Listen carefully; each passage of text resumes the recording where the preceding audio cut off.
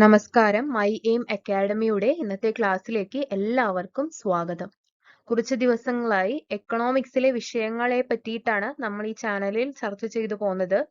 ഇന്നും വളരെ പ്രധാനപ്പെട്ട ഒരു ഇക്കണോമിക് ടോപ്പിക്കാണ് ചർച്ച ചെയ്യാൻ പോകുന്നത്.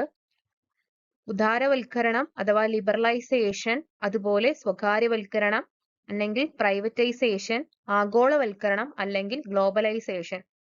ഈ ഒരു ടോപ്പിക്കിനെ പറ്റിയിട്ടാണ് ഇന്ന് ചർച്ച ചെയ്യുന്നത്. വിഷയത്തിലേക്ക് കടക്കുന്നതിന് മുന്നായി നിങ്ങൾ ഈ ചാനൽ ആദ്യമായിട്ടാണ് കാണുന്നതെങ്കിൽ തീർച്ചയായിട്ടും സബ്സ്ക്രൈബ് ചെയ്യുക. മാറുന്ന സാമ്പത്തിക നയങ്ങൾ. ഓരോ രാജ്യവും വർഷങ്ങൾ കഴിയുന്തോറും സാമ്പത്തിക നയത്തിൽ മാറ്റങ്ങൾ കൊണ്ടുവരികയാണ്. ഞാൻ മുൻ ക്ലാസ്സുകളിൽ പറഞ്ഞിട്ടുണ്ടായിരുന്നു, 3 തരത്തിലുള്ള സമ്പദ് വ്യവസ്ഥകളാണ് നിലനിൽക്കുന്നത്. എന്തൊക്കെയാണത്? മുതലാളിത്ത സമ്പദ് വ്യവസ്ഥ, സോഷ്യലിസ്റ്റ് സമ്പദ് വ്യവസ്ഥ, മിശ്ര സമ്പദ് വ്യവസ്ഥ. പണ്ട് നിലനിന്നിരുന്ന സോഷ്യലിസ്റ്റ് രാജ്യങ്ങളായിട്ടുള്ളവയും പണ്ട് നിലനിന്നിരുന്ന മുതലാളിത്ത രാജ്യങ്ങളും ഇന്ന് പൂർണ്ണമായി ആ ഒരു രീതി പിന്തുടരുന്നില്ല. എന്തെന്നാൽ നമുക്കറിയാം, മുൻ ക്ലാസ്സുകളിൽ പഠിച്ച പോലെ തന്നെ മുതലാളിത്ത സമ്പദ് വ്യവസ്ഥ സ്വീകരിച്ച UK, US പോലുള്ള രാജ്യങ്ങളിൽ ഇപ്പോൾ സർക്കാർ നിയന്ത്രണങ്ങൾ കൊണ്ടുവന്നിട്ടുണ്ട്. അതുപോലെ തന്നെ ചൈന പോലെയുള്ള സോഷ്യലിസ്റ്റ് രാജ്യങ്ങൾ എന്തായി? പ്രൈവറ്റ് മേഖലയ്ക്ക് അല്ലെങ്കിൽ സ്വകാര്യ കമ്പനികളെല്ലാം തുടങ്ങാൻ സർക്കാർ സൗകര്യങ്ങൾ ചെയ്തു കൊടുത്തു, അവയെ പ്രോത്സാഹിപ്പിക്കുന്നുമുണ്ട്. അങ്ങനെയെങ്കിൽ പുതിയ സാമ്പത്തിക നയം എന്തിനെ ലക്ഷ്യമാക്കിയിട്ടാണ് കൊണ്ടുവരുന്നത്? അത് വളർച്ചയെ ലക്ഷ്യമാക്കിയിട്ടാണ്. സാമ്പത്തിക വളർച്ചയാണ് അവരുടെ എല്ലാം ലക്ഷ്യം. സാമ്പത്തിക വളർച്ച ലക്ഷ്യമാക്കി എല്ലാ രാജ്യങ്ങളും സ്വകാര്യ സംരംഭങ്ങളെ പ്രോത്സാഹിപ്പിക്കുന്ന ഒരു രീതിയാണ് ഇപ്പോൾ സ്വീകരിച്ചിരിക്കുന്നത്. സോഷ്യലിസ്റ്റ് രാജ്യങ്ങൾ പോലും സ്വകാര്യ ഉടമസ്ഥതയിലുള്ള കമ്പനികൾക്ക് ഇന്ന് അവരുടെ രാജ്യങ്ങൾക്ക് ആസ്ഥാനങ്ങൾ ഉണ്ട്. അതുപോലെ പ്രൊഡക്ഷൻസ് എല്ലാം അവിടെ നടക്കുന്നുണ്ട്. അപ്പൊ എല്ലാം അവിടെ നടക്കുന്നുണ്ട്. അതുപോലെ സ്വകാര്യ സംരംഭകരെ ക്ഷണിക്കാനും വിദേശ നിക്ഷേപകരെ ആകർഷിക്കാനും സർക്കാരുകൾ തയ്യാറാകുന്ന ഇത്തരം സാമ്പത്തിക നയങ്ങളുടെ ഫലമായി രാജ്യങ്ങളുടെ അതിർത്തികൾ ഭേദിച്ചുകൊണ്ട് മൂലധനത്തിന്റെയും സാധന സേവനങ്ങളുടെയും സാങ്കേതിക പരിജ്ഞാനത്തിന്റെയും കുത്തൊഴുക്ക് ഉണ്ടായി. നമുക്കറിയാം, വിവര സാങ്കേതിക വിദ്യ വന്നതോടുകൂടി രാജ്യത്തിന്റെ അതിർവരമ്പുകൾ എന്തായി? ഇല്ലാതായി അല്ലെ? നമുക്ക് എല്ലാ സ്ഥലങ്ങളിലെയും ന്യൂസ് അറിയാൻ പറ്റി. അതുപോലെ വിവര സാങ്കേതിക വിദ്യയുടെ ഒരു കടന്നുകയറ്റം മൂലം രാജ്യങ്ങൾ തമ്മിലുള്ള ഒരു ജോഗ്രഫിക്കൽ ഡിസ്റ്റൻസ് എന്തായി? ഇല്ലാതായി. നമുക്കിപ്പോ ആരോട് വേണമെങ്കിലും വീട്ടിലിരുന്നു കൊണ്ട് തന്നെ സംസാരിക്കാം, കാണാം, അങ്ങനെയുള്ള കാര്യങ്ങളൊക്കെ വന്നു. അപ്പൊ അതിന്റെ ഭാഗമായിട്ട് ഈ സാമ്പത്തിക നയങ്ങൾ മാറി. അപ്പൊ എല്ലാവരും ഇപ്പോൾ എന്താണ്? പ്രൈവറ്റൈസേഷന് പ്രാധാന്യം കൊടുക്കുന്നുണ്ട്, അല്ലെങ്കിൽ സ്വകാര്യ സംരംഭകരെ ക്ഷണിക്കാനും വിദേശ നിക്ഷേപകരെ ആകർഷിക്കാനും പല സർക്കാരും ശ്രമിക്കുന്നുണ്ട്. അതിന്റെ ഭാഗമായിട്ട് നമുക്കിപ്പോ പറയുന്നത് ഗോൾഡൻ വിസ കൊടുക്കുന്നുണ്ട് സൗദി പോലുള്ള രാജ്യങ്ങളല്ലേ. അപ്പോ അങ്ങനെയൊക്കെ നടക്കുന്നത് എന്തുകൊണ്ടാണ്? എല്ലാവരെയും എല്ലാ പ്രൈവറ്റ് കമ്പനികളെയും ആകർഷിക്കാൻ താല്പര്യമുണ്ട് എന്നുള്ളതാണ്. പുതിയതും വൈവിധ്യമാർന്നതുമായ ഉൽപ്പന്നങ്ങൾ ധാരാളമായിട്ട് വിപണിയിൽ എത്തുന്നത്. നമ്മുടെ നാട്ടിലൊക്കെ ചൈനന്റെ സാധനങ്ങൾ എന്ന് പറഞ്ഞാല് കുറെ നമുക്ക് ലഭ്യമാണ്. നമുക്ക് എന്ത് പ്രൊഡക്ട്സ് വേണമെങ്കിലും ലഭ്യമായിക്കൊണ്ടിരിക്കുകയാണ്. ചൈനയുടെ മാത്രമല്ല, എല്ലാ രാജ്യത്തിന്റെയും ലഭിക്കുന്നുണ്ട്. പക്ഷെ ഈ ഒരു സാമ്പത്തിക നയം മാറിയതോടുകൂടി ഏറ്റവും കൂടുതൽ നമുക്ക് ആദ്യമൊക്കെ തുടക്കത്തിൽ വന്നിരുന്നത് ചൈനയുടെ സാധനങ്ങൾ തന്നെയായിരുന്നു. ഉദാഹരണത്തിന് ചുരുക്കം ചില മോഡലുകൾ മാത്രം ഉണ്ടായിരുന്ന ഇന്ത്യൻ കാർ വിപണിയിൽ ഇന്ന് വിവിധ കമ്പനികളുടെ അനേകം മോഡലുകൾ കാണാൻ കഴിയും. പണ്ടൊക്കെ എന്ന് വെച്ചാല് 1 or 2 കമ്പനികളെ ഇന്ത്യയിൽ ഉണ്ടായിരുന്നുള്ളൂ. ഇന്ന് നമുക്ക് എത്ര കമ്പനിയാണല്ലേ? കിയ, MG, ഇപ്പൊ കുറെ കാർ കമ്പനികൾ പുതുതായിട്ട് വരുന്നിട്ടുണ്ട്, ഹുണ്ടായി. അങ്ങനെ നമുക്ക് എല്ലാ കാർ കമ്പനികളും ഇതുപോലെ പല എല്ലാ മേഖലയിലും, കാർ കമ്പനിയിൽ മാത്രമല്ല എല്ലാ മേഖലയിലും ഇപ്പോൾ വൈവിധ്യങ്ങൾ കൊണ്ട് നമുക്ക് ലഭിക്കുന്നുണ്ട്. അതായത് ഉപഭോക്താക്കൾക്ക് കുറെ തിരഞ്ഞെടുക്കാനുള്ള ഒരു സാഹചര്യം ഇവിടെ ഉണ്ടാവുന്നുണ്ട്. സ്വാതന്ത്ര്യലബ്ധിക്ക് ശേഷം ഇന്ത്യയുടെ സാമ്പത്തിക നയം എങ്ങനെയായിരുന്നു? അതായത് ശക്തമായ ഒരു പൊതുമേഖലയും നിയന്ത്രണ വിധേയമായ വിദേശ വ്യാപാരവും നിലനിർത്തിയിരുന്ന ഒരു സാമ്പത്തിക വ്യവസ്ഥയായിരുന്നു ഇന്ത്യ ഫോളോ ചെയ്തിരുന്നത്. അല്ലെങ്കിൽ സാമ്പത്തിക നയങ്ങളായിരുന്നു ഇന്ത്യ പിന്തുടർന്നത്.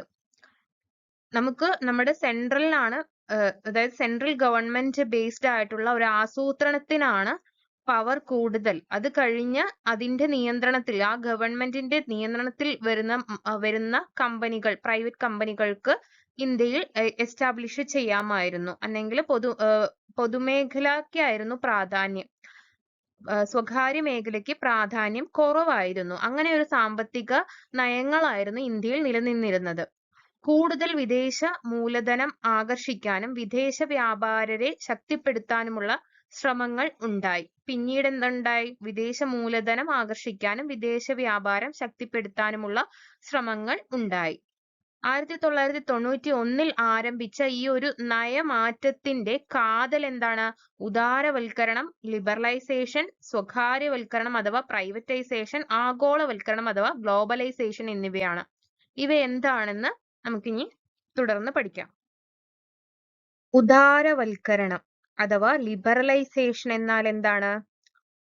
അതായത് രാഷ്ട്രത്തിന്റെ സാമ്പത്തിക പ്രവർത്തനങ്ങളിൽ സർക്കാർ നിയന്ത്രണങ്ങളും സ്വാധീനവും പരിമിതപ്പെടുത്തലാണ് ഉദാരവൽക്കരണം എന്നതുകൊണ്ട് ഉദ്ദേശിക്കുന്നത്. രാഷ്ട്രത്തിന്റെ സാമ്പത്തിക പ്രവർത്തനങ്ങളിൽ എന്താണ്? സർക്കാർ നിയന്ത്രണങ്ങളും സ്വാധീനവും അതിനെയാണ് നമ്മൾ ഉദാരവൽക്കരണം എന്നതുകൊണ്ട് ഉദ്ദേശിക്കുന്നത്. എന്നാണ് ഇത് തുടങ്ങിയത്? 1985 തുടക്കം കുറിച്ചിരുന്നത്. 1985 ലിബറലൈസേഷൻ അഥവാ ഉദാരവൽക്കരണത്തിന് തുടക്കം കുറിച്ചത്. ഇതുമായി ബന്ധപ്പെട്ട് എന്തൊക്കെ മാറ്റങ്ങളാണ് കൊണ്ടുവന്നതെന്ന് നോക്കുമ്പോൾ ആദ്യം വരുന്നത് ഇറക്കുമതി ചുങ്കവും നികുതികളും കുറച്ചു എന്നുള്ളതാണ്. ഇറക്കുമതി ചുങ്കവും നികുതികളും കുറച്ചു. വിദേശ വിനിമയ ചട്ടങ്ങളിൽ മാറ്റം വരുത്തി. വിദേശ വിനിമയ ചട്ടങ്ങളിൽ എന്താണ്? മാറ്റം വരുത്തി. അതുപോലെ കമ്പോള നിയന്ത്രണങ്ങൾ പിൻവലിച്ചു. കമ്പോള നിയന്ത്രണങ്ങളിൽ മാർക്കറ്റിൽ സർക്കാരിന്റെ ഇടപെടൽ, അല്ലെങ്കിൽ മാർക്കറ്റിൽ എന്തൊക്കെ ഇടപെടലാണോ സർക്കാർ നടത്തുന്നത്, എന്തൊക്കെ നിയന്ത്രണം, അതിനെയാണ് നമ്മൾ കമ്പോള നിയന്ത്രണങ്ങൾ എന്ന് പറയുക. അത് പിൻവലിച്ചു. കൂടുതൽ മേഖലകളിൽ വിദേശ നിക്ഷേപം അനുവദിച്ചു. നേരത്തെ കുറച്ച് മേഖലകളിലായിരുന്നു വിദേശ നിക്ഷേപമെങ്കിൽ കൂടുതൽ മേഖലകളിലേക്ക് അത് വികസിപ്പിക്കാനാണ് പിന്നീട് സർക്കാർ ശ്രമിച്ചത്. അതുപോലെ അടിസ്ഥാന സൗകര്യ വികസനം, അടിസ്ഥാന വ്യവസായങ്ങൾ എന്നിവയിലെ സർക്കാർ പങ്കാളിത്തം കുറച്ചു. അടിസ്ഥാന സൗകര്യ വികസനം, അടിസ്ഥാന വ്യവസായങ്ങൾ എന്നിവയിൽ എന്താണ്? സർക്കാരിന്റെ പങ്കാളിത്തം കുറച്ചു. സ്വകാര്യവൽക്കരണം ആരംഭിക്കുന്നത് 1991 ശേഷമാണ്. പൊതുമേഖലാ സ്ഥാപനങ്ങൾ ഏതൊക്കെയാണ് സ്വകാര്യവൽക്കരിച്ചതെന്ന് ചോദിച്ചാൽ Maruti Udyog limited, modern food industries എന്നിവയൊക്കെ ഇതിൽ ഉൾപ്പെടുന്നുണ്ട്. പൊതുമേഖലാ സ്ഥാപനങ്ങളുടെ സ്വകാര്യവൽക്കരണവും അവയുടെ ഓഹരി വിപണനവും കൈകാര്യം ചെയ്യുന്നത് കേന്ദ്ര സർക്കാരിന്റെ ധനകാര്യ മന്ത്രാലയത്തിന് കീഴിൽ പ്രവർത്തിക്കുന്ന ഡിപ്പാർട്ട്മെന്റ് ഓഫ് ഡിസ്ഇൻവെസ്റ്റ്മെന്റ് ആണ്. ഏതാണ് ഡിപ്പാർട്ട്മെന്റ് ഓഫ് ഡിസ്ഇൻവെസ്റ്റ്മെന്റ് ആണ് പൊതുമേഖലാ സ്ഥാപനങ്ങളുടെ സ്വകാര്യവൽക്കരണവും അവയുടെ ഓഹരി വിപണനവും കൈകാര്യം ചെയ്യുന്നത്.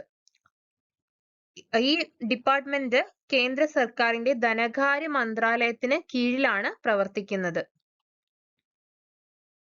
സ്വകാര്യവൽക്കരണത്തിന്റെ ഭാഗമായി സർക്കാരിന് മാത്രം പങ്കാളിത്തം ഉണ്ടായിരുന്ന പല മേഖലകളും സ്വകാര്യ മേഖലയ്ക്ക് പ്രവർത്തനാനുമതി നൽകി. പല പുതിയ മേഖലകളും കമ്പോളത്തിന്റെ പരിധിയിലേക്ക് വന്നതോടെ സ്വകാര്യവൽക്കരണം ശക്തിപ്പെടുകയാണ് ഉണ്ടായത്. BOT, PPP എന്നീ രീതികളിൽ സ്വകാര്യ മേഖലയുടെ പ്രവർത്തനങ്ങൾ കാണാവുന്നതാണ്. എന്താണ് BOT, PPP? BOT എന്നാൽ റോഡ്, പാലം മുതലായവ സ്വകാര്യ സംരംഭകർ നിർമ്മിക്കുകയും മുതൽ മുടക്ക് ടോൾ പിരിവിലൂടെ തിരിച്ചു പിടിക്കുകയും പിന്നീട് അവ സർക്കാരിന് കൈമാറുകയും ചെയ്യുന്നു.